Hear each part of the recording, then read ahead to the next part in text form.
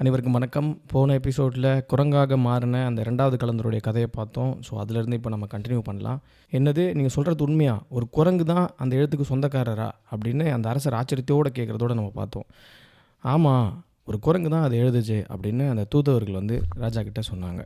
அதை கேட்டு ஆச்சரியப்பட்டு போன மன்னர், அந்த குரங்கை நான் பார்க்கணும், அதை நானே விலைக்கு வாங்கிக்கிறேன் அப்படின்னு சொல்கிறார். அதோட கண்ணியமான ஆடைகளை அணிவிச்சு கோவேரி கழுதையில் அந்த குரங்கை கூட்டிகிட்டு வாங்க அப்படின்னு ஆணை போடுறாரு. நாங்கள் கப்பலோட மேல்தளத்தில் உட்காந்துருக்கும்போது மன்னரோட தூதுவர்கள் என்னை விலைக்கு வாங்கினாங்க. மாலுமிக்கு என்னை பிரிய மனசே இல்லை. எனக்கு சிறந்த ஆடைகள் எல்லாம் போட்டுவிட்டு ஒரு பெட்டை கோவேரி கழுதையில் ஏற்றி மன்னர்கிட்ட அழைச்சிட்டு போனாங்க. இந்த செய்தி நகருக்குள்ளே தீயாக பரவி ஊரே என்னை வேடிக்கை பார்க்க திரண்டுடுச்சு. நான் அரசவைக்குள்ள நுழைஞ்சதும் அரசனோட முன்பு அப்படியே நெடுஞ்சாங்கடையாக எழுந்து அவரை 3 முறை வணங்கினேன். அரசவையில் கூடியிருந்த எல்லாரும் என்னோட பணிவான நடவடிக்கையை பார்த்து வியப்படைஞ்சாங்க.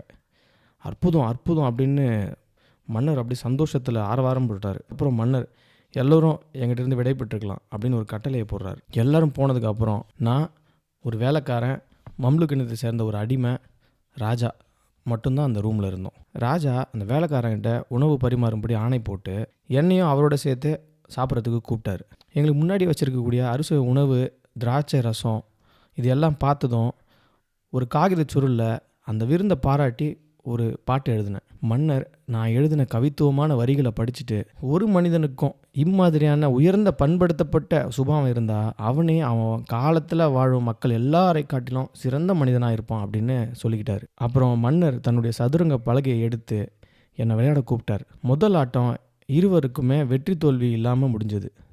2வது ஆட்டத்தில் நான் ஜெயித்தேன். மன்னர் 3வது முறையும் அவரோட அதிர்ஷ்டத்தை சோதித்து பார்க்கலாம்னு என்னை ஆடுறதுக்கு கூப்பிட்டார். நான் 5-6 முறை காயின் நகர்த்தியே அவர் சுலபமாக அந்த ஆட்டத்தில் ஜெயிச்சிட்டேன். மன்னர் என்னோட சாதுரியங்களையை பார்த்து குதூகலம் அடைஞ்சு வேலைக்காரனை கூப்பிட்டு, இளவரசியை நான் கூப்பிட்டேன்னு சொல்லி இங்கே கூட்டிகிட்டு வா, இந்த குரங்கு செய்கிற அற்புதத்தை அவளும் கண்டு கழிக்கட்டும் அப்படின்னு உத்தரவு போடுறார். அந்த வேலைக்கார திருநங்கை அரசனோட உத்தரவை கேட்டு அங்கேருந்து போய் கொஞ்ச நேரம் கழித்து இளவரசியோடு திரும்பி வந்தா. இளவரசி தன்னோட முகத்திரையை நல்லா மூடிக்கிட்டு என்னை பார்த்ததும், அப்பா, ஒரு ஆடவன் முன்னாடி என்னை நிறுத்துகிற அளவுக்கு உங்களுக்கு மரியாதை இல்லாமல் போயிடுச்சா அப்படின்னு மன்னரை பார்த்து ரொம்ப கடிஞ்சிக்கிட்டா. அவளோட பேச்சை கேட்டு ஆச்சரியமடைந்த அரசர், மகளே, இந்த வேலையால் இந்த திருநங்கை, நீ, நான் ஆகியோர் தவிர வேறு யாருமே இங்கே இல்லையே, புதுசாக யார் இருக்காங்க, நீ ஏன் உன்னுடைய முகத்திரையை இழுத்து மூடிக்கிட்ட அப்படின்னு கேட்குறாரு. அப்பா, இந்த இளைஞனை பார்த்து தான் நான் என்னுடைய முகத்தை மூடிக்கிட்டேன்.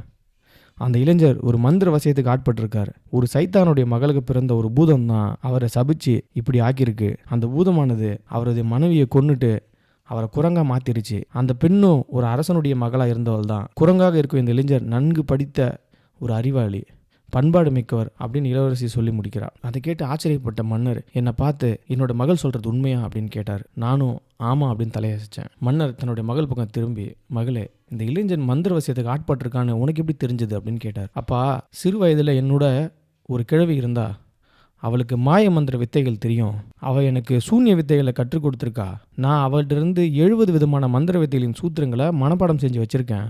அதில் குறைந்தபட்ச வித்தையை கையாண்டு கற்கோட்டைகளான இந்த நகரத்தை அப்படியே தூக்கி கடலை தாண்டி அப்பாவில் கொண்டு போய் என்னால் நொடியில் வச்சிட முடியும் அப்படின்னு சொன்னா இளவரசி. அதை கேட்டு மன்னர் அதிர்ந்து போனார். உங்ககிட்ட இருக்கிற சக்திகளை பற்றி எனக்கு இதுவரை எதுவுமே தெரியாமல் போயிடுச்சே அப்படின்னு சொன்னார். உன்னோட மந்திர சக்தியால் இந்த இளைஞனை பிடிச்சிருக்க இந்த வசியத்தை போக்கிவிடு, அவரை என்னோட மந்திரியாக நான் மாற்றிக்கிறேன், உன்னையும் அந்த இளைஞனுக்கு திருமணம் செய்து வைத்து விடுவேன் அப்படின்னு ராஜா சொல்கிறார். சந்தோஷமாக அப்படியே செய்கிறேன்னு இளவரசி சொல்கிறா. மன்னரோட விருப்பத்தை கேட்டதும் இளவரசி ஹீப்ரு மொழி பொறிக்கப்பட்ட ஒரு கத்தியால் அரண்மனையோட நடு மையத்தில் ஒரு வட்டம் வரைஞ்சி அதற்குள்ள சில மந்திரங்களை எழுதி வச்சுட்டு தானும் சில மந்திர உச்சாடனங்களை செய்ய ஆரம்பிச்சா. அவ மந்திரங்களை உச்சரிக்க தொடங்கினதுமே உலகமானது இருட்ட ஆரம்பிச்சது.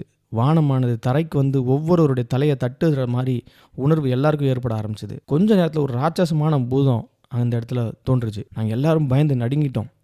அந்த இளவரசி அந்த பூதத்தை பார்த்து பயப்படாம, அப்பால் போய்விடு நாயே அப்படின்னு கத்துனா. அதுக்கு அந்த பூதம், துரோகியே, நான் ஒருவர் வழியில் இன்னொருவர் குறுக்கிடக்கூடாது, பரஸ்பரம் மந்திர சக்திகளை பயன்படுத்தி கொள்ளக்கூடாது அப்படின்னு சத்தியம் செய்துக்கலையா? கொடுத்த வாக்குறுதி மீறி நீ நடந்துட்ட, வாக்குறுதியில் ஒருவர் மீறக்கூடாது அப்படின்னு நம்ம 2 பேரும் பேசிக்கலையா அப்படின்னு பதில் கேட்டுச்சு. அதுக்கு அந்த இளவரசி, சபிக்கப்பட்டவனே, உன்னை போன ஒரு கீழான ஒரு இடத்துல கொடுத்த வாக்கை எப்படி கடைபிடிக்க முடியும் அப்படின்னு கோபம் அடைஞ்சா. ஸோ இதுக்கடுத்து என்ன நடக்குது அப்படிங்கிறத அடுத்த எபிசோடில் பார்க்கலாம். நன்றி.